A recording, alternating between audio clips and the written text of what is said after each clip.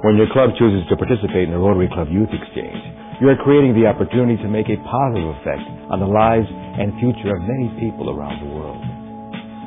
Rotary clubs are responsible for the operational success of the Youth Exchange program. The District Youth Exchange Committee is your club's resource. The district's aim is to help make the job of your club as easy as possible. Website resources will address many of the questions you may have.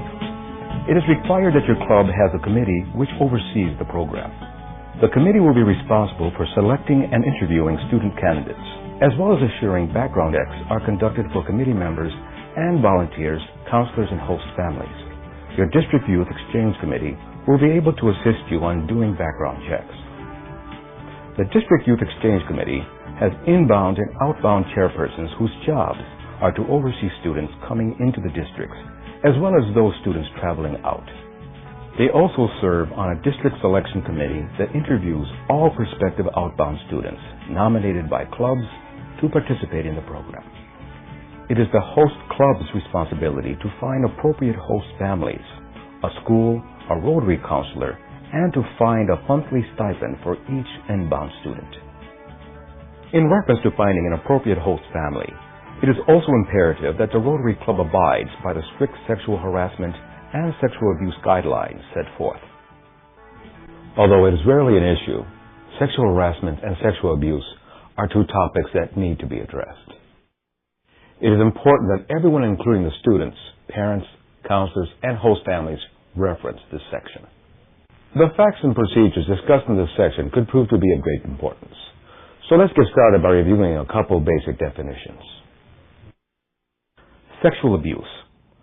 Forcing or encouraging someone, regardless of age or gender, to engage in implicit or explicit sexual acts alone or with another person. Sexual abuse examples are many and varied and range from strong physical offenses to indecent exposure or expecting a student to look at sexual or pornographic material. Sexual harassment. Not as severe as abuse. It refers to sexual advances, requests for favors, or verbal or physical conduct of a sexual nature. Often a technique used by sexual predators to desensitize or groom their victims for abuse. Examples of sexual harassment range from sexually explicit jokes to physical touching or brushing. It may be less likely to see harassment coming. Here are a few common ways people may be harassed. 1. While at a museum with his exchange student, Mr. Smith spent an unusual amount of time taking Sharita around to see sexually suggestive objects, pictures, and sculptures. 2. When Jose got ready for bed, Mrs. Jones would stop by his room, leering in, and would give a slight sound hinting that he was very sexy. 3. After watching an R-rated movie together, the obscene language or gestures in it are repeated over and over again for no good reason. 4. Sexually suggestive comments that are not appreciated are given out on a regular basis. An individual continually comments and gloats about his or her sexual activity and prowess. So now you know the basic definitions of abuse and harassment, as well as some examples. I think by now we all know what we're dealing with. The next question is, what do we do about it? In most sexual abuse or harassment situations, the first to hear about it is the student's Rotarian counselor. It is their duty to look after the well-being and safety of the student and abide by the following guidelines. Of course, if the allegations involve the conduct of the counselor, the student or host family should contact the host club's program chair or district chair. Your Rotary district should provide you with some written instructions on how to report sexual abuse or harassment. Following are some of the key steps to be taken in the rare event sexual abuse or harassment allegations have been made. Meet with the student and listen attentively. Stay calm and acknowledge that it takes a lot of courage to report abuse or harassment. Be encouraging and do not express shock, horror, or disbelief. Get the facts, but don't interrogate. Avoid asking why questions. Try to establish what was done and who did it.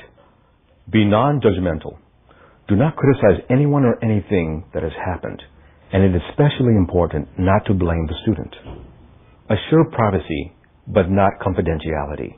Explain that you have to tell someone about the abuse or harassment for it to stop, and that this will make sure that it doesn't happen again. Reassure the student that he or she did the right thing by telling you. Remind them that your responsibility is to represent their account of the situation to the proper authorities. Whoever is contacted first must ensure the safety and well-being of the student by removing them from the situation immediately. All contact with the alleged abuser or harasser must cease. Give reassurance to the student. This is for his or her safety and is not a punishment. Keep a written record of all conversations you have had with the student. This should include the date and time of the conversation. Use the student's words and record only what has been told to you. Do not contact or challenge the alleged offender. In cases of abuse, interrogation must be left entirely to the law enforcement authorities, who should be contacted as soon as you become aware of the situation.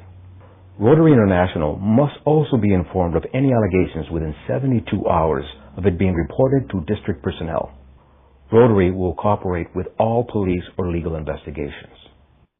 You will likely be requested to provide the following information: the student's name and location, the suspected perpetrator's name and relationship to the child, if known, a description of what you have seen or heard regarding the abuse or neglect, the names of people having knowledge of the abuse, your name and phone number. In cases of harassment, a report must be made to the Rotary Club District Youth Exchange leadership. The District Youth Exchange Chair and District Governor are responsible for having an investigation conducted. This may be done by a District Youth Protection Officer or committee and may vary from district to district. In all cases, the privacy of both the exchange student and alleged adult abuser will be respected during the investigation. Details of abuse must be reported to local law enforcement or state agencies. In conclusion, while it is very rare that abuse or harassment ever takes place on a Rotary Youth Exchange program, it is our responsibility to inform and educate you on the proper procedure for handling this subject in the case it does occur. For a complete list of these guidelines, check your district or multi-district website or with your Youth Exchange chair.